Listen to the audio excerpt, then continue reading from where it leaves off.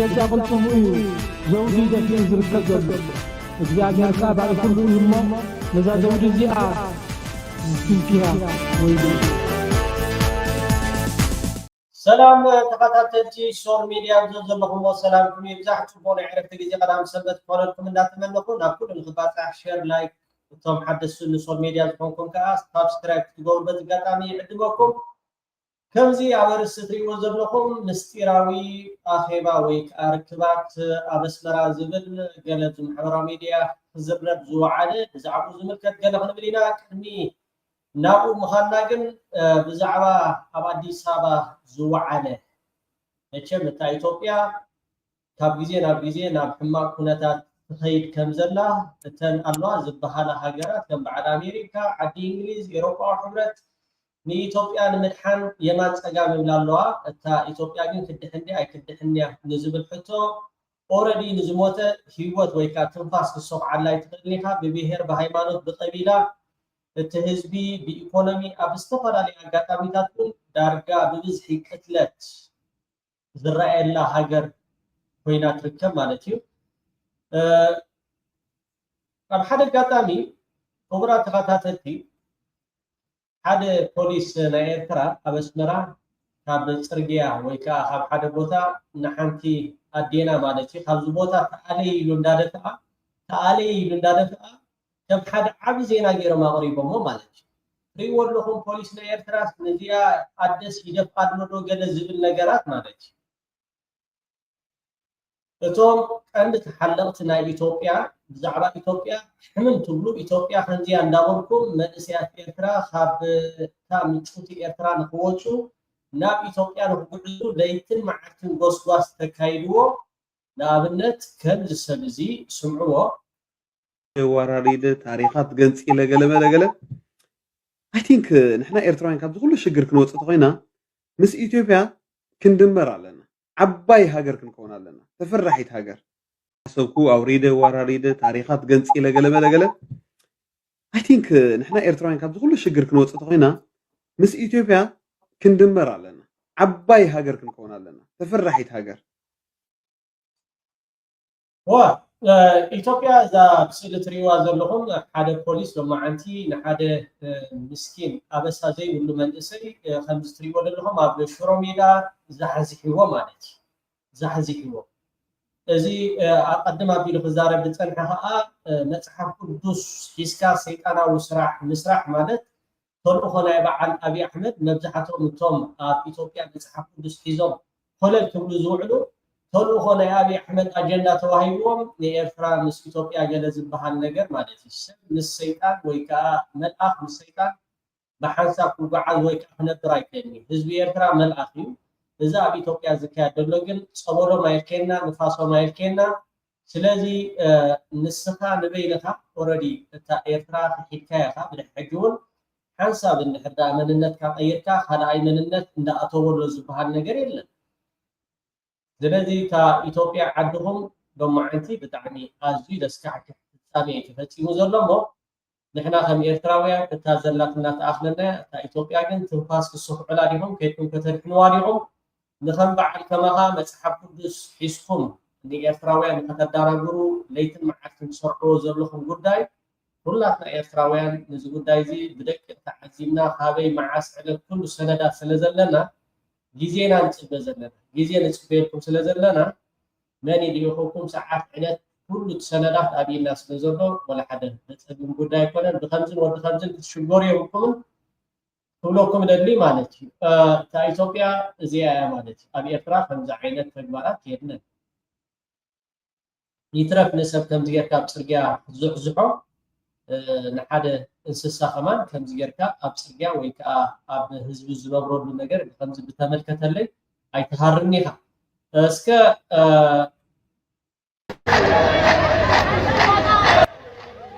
ይህ የተመለከታችሁት በአሁኑ ሰዓት በአዲስ አበባ ሽሮ ሜዳ አካባቢ እየተደረገ ያለ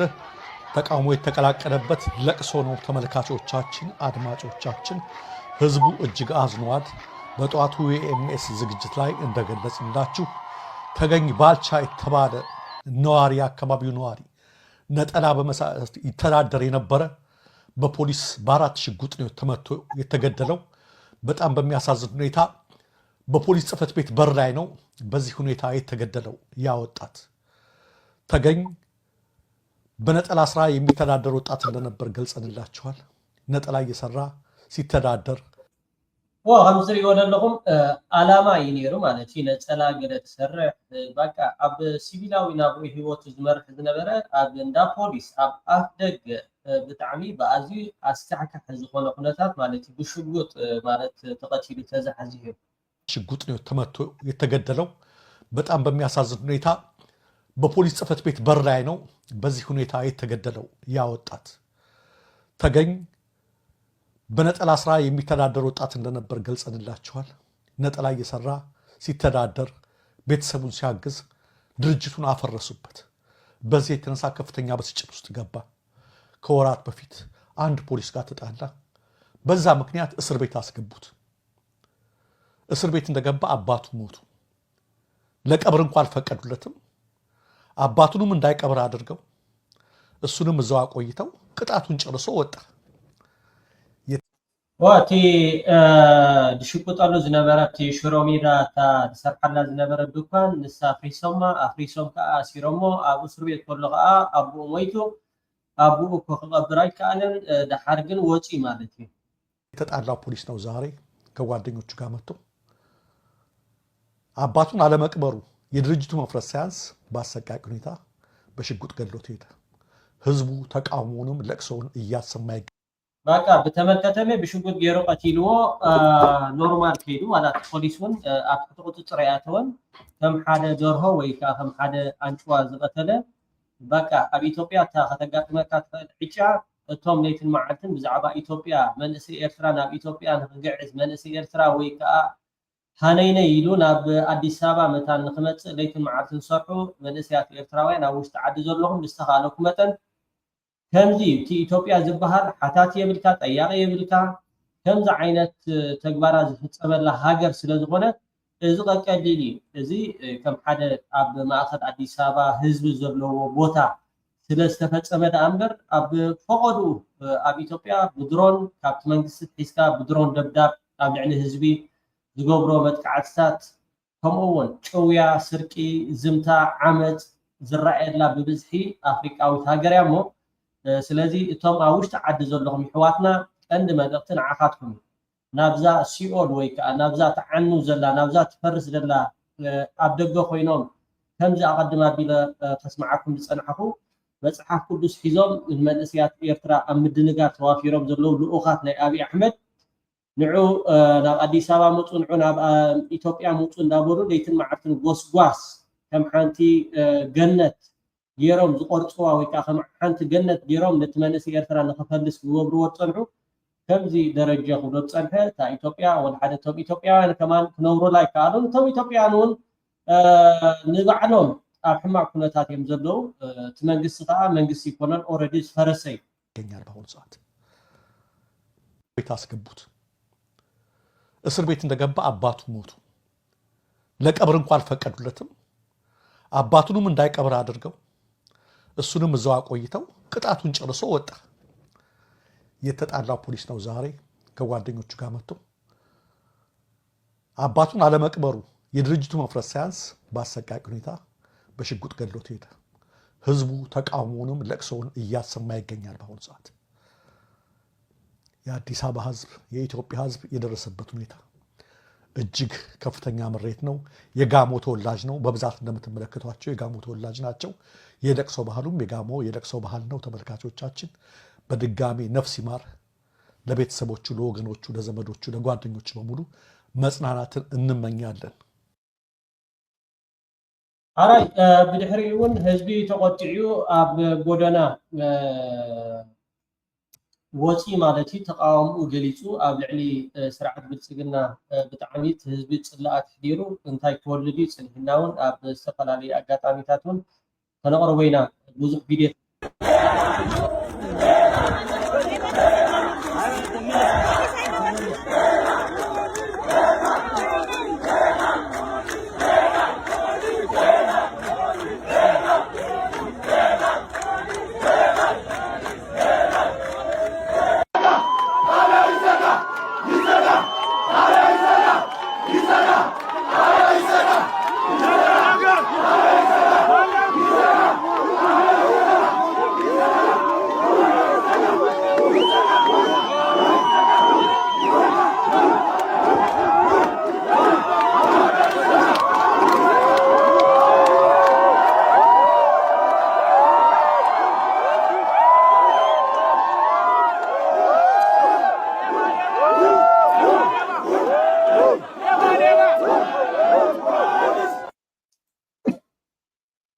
حراي نزموته من سمايا توارثه سلازي توما بإثيوبيا زلهم إيرتراوية كنت أقولوا تقولايتي إن هذا الأمر نحشي كينو تنا إثيوبيا أتصال وجو هذا اللي سما هون بستغلق مثلا بتجرى يركم نام إيرتراخات ولتقولوا مجدتات بوزق سلازلو إزي أي تفاقني أي بني ما تجي مع الكينيا يوغندا اللي بزعباز أفريقيا بالليل قصالي زمعدا ويكا قصالي مخرز هبا زي إزغا قليلي واحد كيمص مغد وحي صرق ازماركم مغربكم بيتسبكم من حردا حاليومكم يعرفتكم كابتا إثيوبيا تبهاد كلتيفهم نخوصو بهيوت كان حردا حاليها صبحنكو زخونه ነገር تقبر تقليها هيوت حردا حاليفاغو كتكا اي تقلي ስለዚህ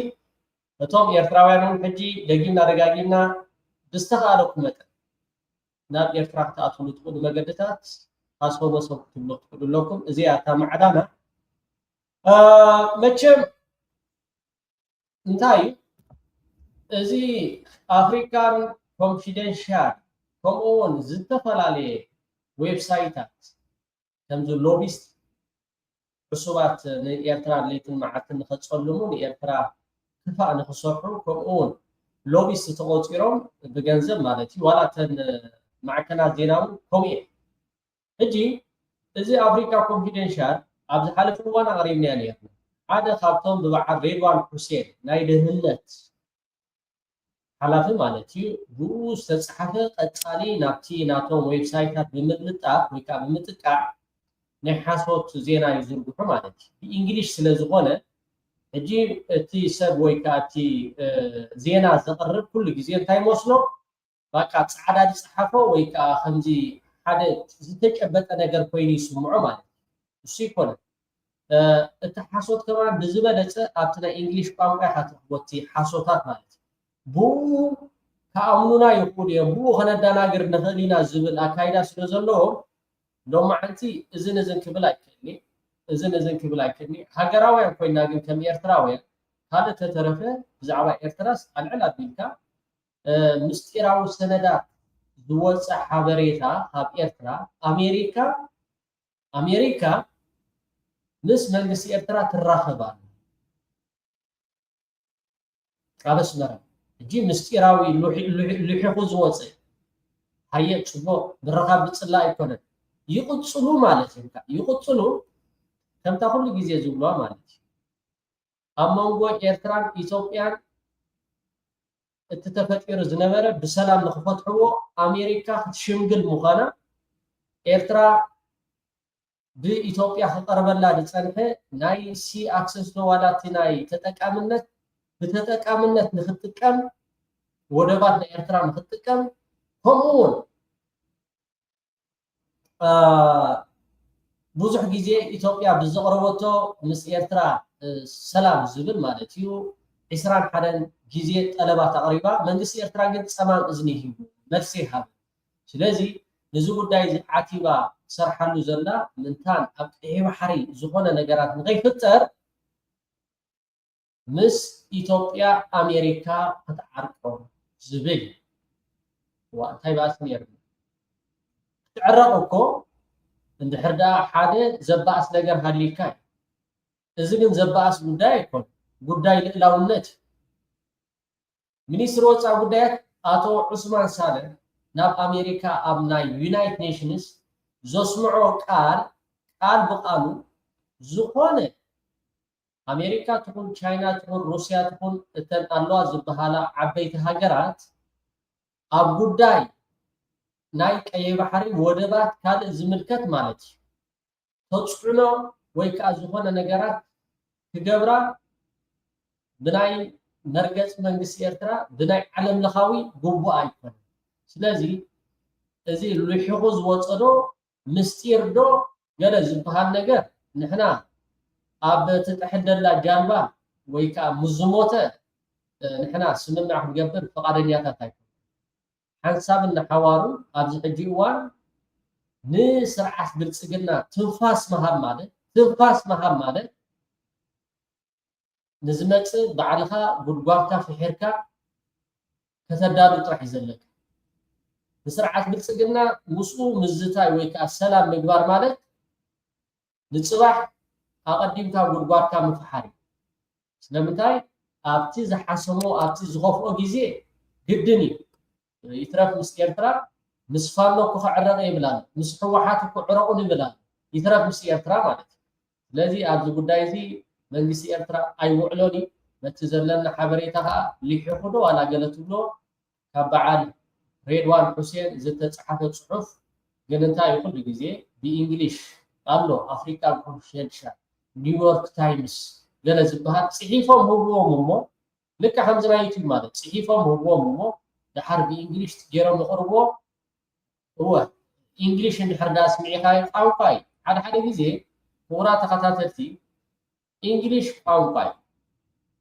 ቋንቋ ከምዚ ትግርኛ ማለት እዩ ብእንግሊሽ እንድሕር ዳ ተፃሒፉ ወይ ከዓ ብእንግሊሽ እንድሕር ዳ ዜና ወፂኡ ኣይሕስቡን እዮም ማለት ኣይኮነን ኣብኡ ደሎ ሓሶት ከማን ይበዝሕ ኣብኡ ደሎ ከማን ሓሶት ይበዝሕ ስለዚ ናይቶም ሃገራውያን ናይ ስምዕኒ እዚ ምስ ኣሜሪካ ገለ ኣብ ኣስመራ ርክባት ይግበር ኣሎ ብዛዕባ ናይ ኢትዮጵያን ናይ ኤርትራን ገለ ዝግበር ገለ ዝብል ሓሶት ምዃኑ ሚእቲ ካብ ሚእቲ በቲ ዘለን ሓበሬታ ከዓ ክሕብረኩም ይፈቱ እዚ ክውረዝቀኒ መልዓል እገዳታት ኣብ ልዕሊ ኤርትራ ዝብል ናይ ኣሜሪካ ስጉምቲ ብዶኩመንት እውን በዓል ሮይተርስ ዘውፅኦ ማለት እዩ ድሮ እቲ ዝርርብ ብመንጎኝነት ናይ ግብፂ ሰበስልጣን ናይ ኣሜሪካ ኣብ ሰዓት እዚ ኣብ ኣስመራ ኣትዮም ከም ዘለው ይግለጽ ኣሎ ምናልባት ስለምንታይ ዳ ብናይ ኣሜሪካ መንግስቲ ወግዓው ዘይኮነን ዝብል እቲ ዝርርብ መጀመርታ ኣሜሪካዊ ዶናልድ ትራምፕ ኣብ ዝሓለፈ እዋን ኣብ መንጎ ኢትዮጵያን ግብፅን ዝርርብ ክጅምረ ነዘን ክልተ ሃገራት እዚአን ብፍላይ ብጉዳይ ናይል ዝምልከት ዘሎ ዘይምርድዳእ ከዕርፎ ፍሉይ ልኡኽ መዚዝ ዘለኹ ዝብል ነቲ ፍሉይ ልኡኽ ፖላይዝ ዝበሃል ምስ መዘዞ ዑደቱ ኣብ ግብፂ ኣብ ኢትዮጵያ ኣብ ጅቡቲ ኣብ ኬንያን ዝተፈላለዩ ሃገራትን ገብር ድሕሪ ምጽናሕ ተመሊሱ ነዚ ጉዳይ እዚ ናይ ኤርትራ ናይ ሚን ናይ ኢትዮጵያ ናይ ግብፅን ጉዳይ ክዕረ እንድሕር ኮይኑ ናይ ኤርትራ ዝዕረ ጉዳይ እውን ስለ ዘሎ ናይ ኢትዮጵያ እትጠልቦ ጠለባት እውን ስለ ዘሎ እዚ ናይ ኤርትራ ጉዳይ ክንማልኦ ኣለና ናይ ግድን ተባሂሉ እዩ ሕጂ ናይ ኤርትራ ጉዳይ ኣብ ዝግምት ኣትዩ ዘሎ ማለት እዩ ብዓብዩ ድማ እቲ ናይ ማእከላይ ምብራቕ ዘጋጠመ ኩነታት ኣብ ግምት ብምእታው መንግስቲ ኣሜሪካ ነዚ ስጉምቲ እዚ ክወስድ ክኢሉ ማለት እዩ እምበር ሕጂ ዝወፅእ ዝሆም ዘሎ ልሒኹ ዝወፅእ ሓበሬታታት ከም ትሪእዎ ዘለኹም ኣፍሪካን ኮንፊደንሻል ዝብል ሓደ ማዕከን ዜና ዘውፅኦ ልሒኾም ዝወፅኡ ሓበሬታታት እዮም ካብ ኣስመራ እቲ ዝርርብ ተጀሚሩ ኣሎ እቲ ቀንዲ ዕላማ ናይቲ ኣብ ኣስመራ ዝካየድ ዘሎ ዝርርብ ምስ ውልቀ መላኺ ኢሳያስ ኣፈወርቅን እናቱ ምስኡ ኣብቲ ከባቢኡ ዘለዉ ሰባትን እቲ ዝገርመኩም ነገር ኣቀዲሞም ንዕኡ ጉዳይ ኢትዮጵያ ብፍላይ ከዓ ምስ ኢትዮጵያ ዝርርብ ንክገብር ድፍኢት ንምግባር እዮም ኣብኡ ተረኺቦም ዘለዉ እዩ ዝብል ወግዓው እንተገይሮም ሞ ድሓር መንጎ እንድሕር ኣብይዎም ወይ እንድሕር ወድሓን ኣፍሪካን ኮንፊደንሻል ባርካ እንታይ እዩ እቲ ምስ ትግራይ ምስ ኤርትራ ዘሎ ፅምዶ ርክባት ከምኡ ከዓ ምስ ፋኖ ዘሎ ፅምዶ ርክባት ሕጂ እውን ኣብ ዝቐረባ እዋን እውን ናይ ቤንሻንጉል ዕጡቃት ኣለዉ ሕጂ ግንባር ከፊቶም ኣሎ ምስኣቶም ካብ ፅምዶ ክካየድ እዩ ዝቐረባ መዓልታት ነዚ ንምጥርጣር ንምፍጣር ዝተኣልመ ውዲድ ደኣ እምበር ትደልዮም ሞ እንታይ ዝበሃል ነገር ኣሎ ምስለ ትደልዮም ሞ ይዝንጋዓክኒ ትደልዮም ሞ ይዝንጋዓክን ንሕና ምስ ዝሞተት ምስ ዝፈረሰት ስርዓት ወይ ከዓ ምስ ቀታሊና ምስ ሓራዲና ኦረድ ዓቕሚ ስለ ደስኣነ ክገብሮ ስለ ዘይከኣለ ደኣዩ እምበር ቀደም ንዓና ዓቕሚ ሃልይዎ ወይ ከዓ ክእለት ሃልይዎ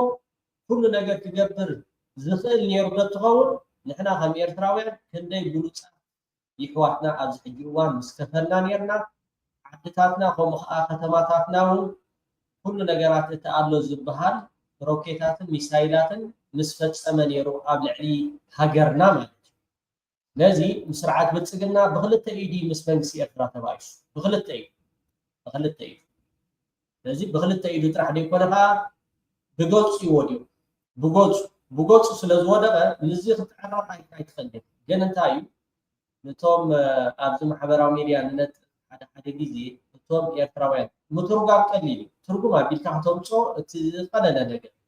ግን ካበይ ይመጽእ ኣሎ ንምንታይ እዩ እዚስ መጽእ ሒፍዎ ገለስ ክንብል ክንክእል ኣለና እዚ ከዓ ነቶም ተጋሩ ብሕልፊ ዳ እምበር ንዓና ንኤርትራውያን ልሒቁ ዝወፅእ ዶ ገለ ዝበሃል ካብ ኤርትራ ይትረፍ ከምዚ ዓይነት ምስጢራት ክትረክብ እንታይ ተፈፂሙ ዝኾነ ነገራት ዝግበር መንግስቲ ኤርትራ ክትረኽቦ ማለት መንፈስ ክትረኽቦ ይትኽእል መንፈስ ስለዝኾነ ክትረኽቦ ይትኽእል ኢኻ ምስጢራት ግን ከምዘይተገብረ ወይ ከዓ ከምዘየለ ክንሕብር ንፈቱ ተጋሩ ይኹን ኣምሓሩ በዚ ጉዳይ እዚ ሓሶት ፌክ ኒውስ ብበዓል ሬድዋን ሁሴን ዝተፃሕፈ ዘሪሁን ተሸመኻ ትፈልጥዎ ኢኹም ማለት ብኣቶም ዝተፃሕፈ እዩ እቲ ተርጊምና ክነምፅእ ጥራሕ ዘይኮነስ ንምንታይ እቲ ፀላኢና ከምኡ ዝብል ዘሎ ዝብል ክንሓስብ ይግባአና እምበር ተርጊምካ እንድሕር ዳ ክተምፅእ ኮይንካ ዋላ ሓደ ግዜ መቕተሊኻ ወይ ከዓ ነቲ ትኸዶ ዘለኻ ኣካይዳ የማፀጋም ከብል ስለ ዝኽእል ካበይ ዝመፅእ ዘሎ ቀድሚ ነቲ ምርኣይና እዛ ፅሕፍቲ እዚኣስ ንህዝብን ሃገርን ትጠቀም ካበይ ዝመፅእ ዘሎ ስለምንታይ ከምዚ ገለ ዝብል ነገራት ከለልዕል ይግባእ ማለት እዩ ስለዚ እዚ ውፁእ ሓሶት እዩ ንሕና ምስ ኢትዮጵያ ተዛርብ ወይ ከዓ ምስ ስርዓት ብልፅግና ተዛርብ የብልና እየ ክብለኩም ዝደሊ ማለት እዩ ንኺድ መቐለ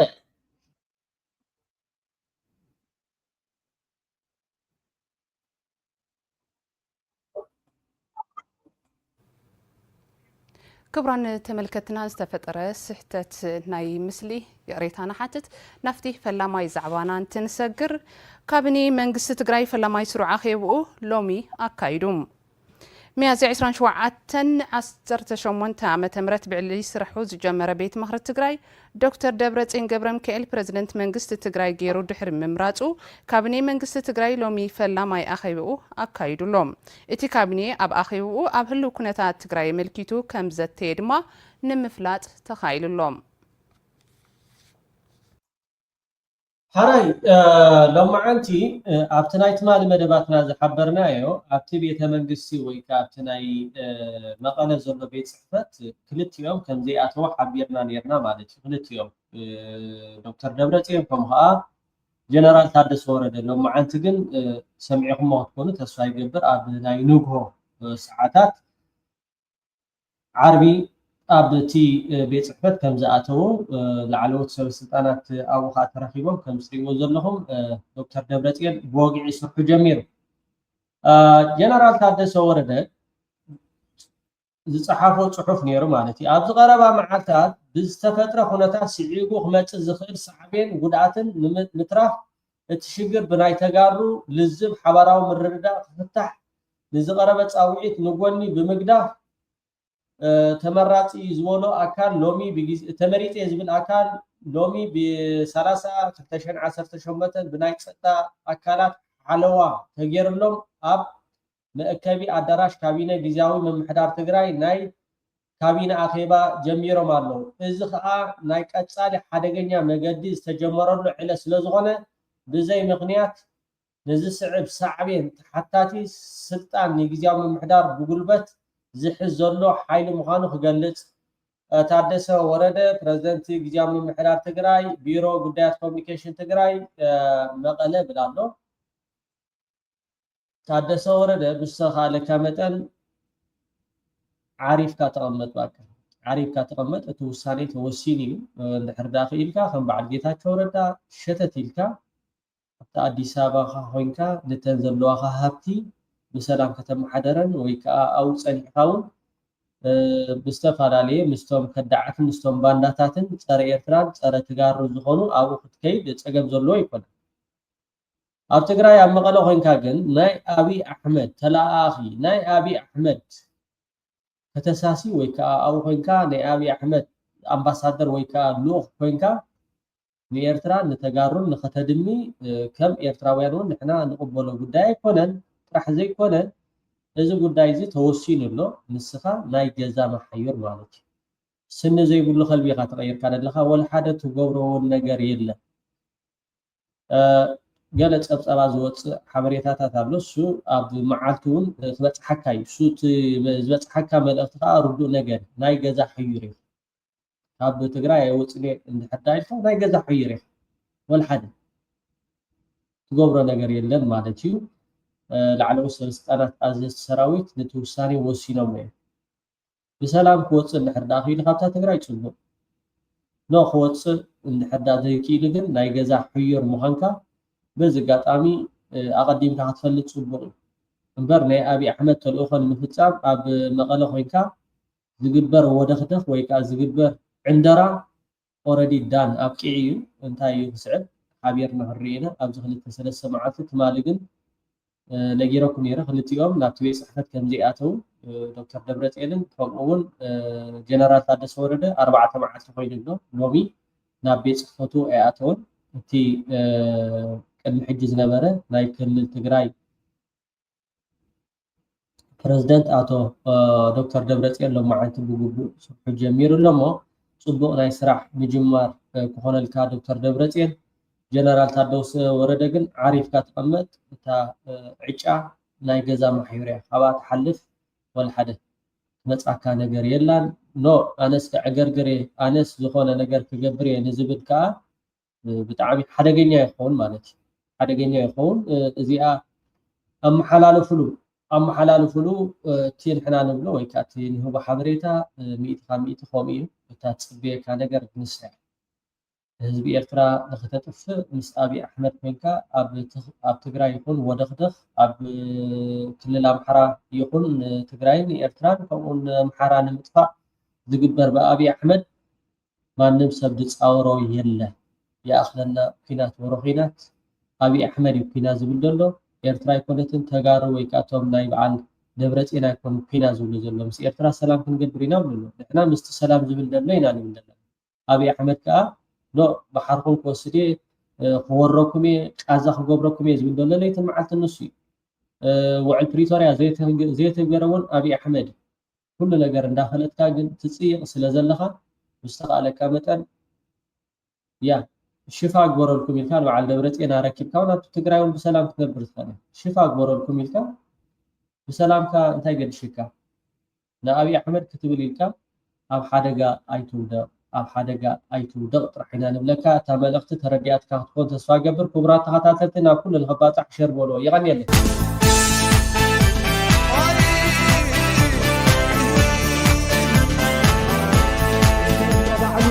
ብገዛ ቁልጡሙ እዩ ዘውዲ ደፊኡ ዝርከብ ዘሎ እግዚኣብሔር ከዓ ባዕሉ ኩሉ እዩ እሞ ነዛ ዘውዲ እዚኣ ትንኪያ ወይ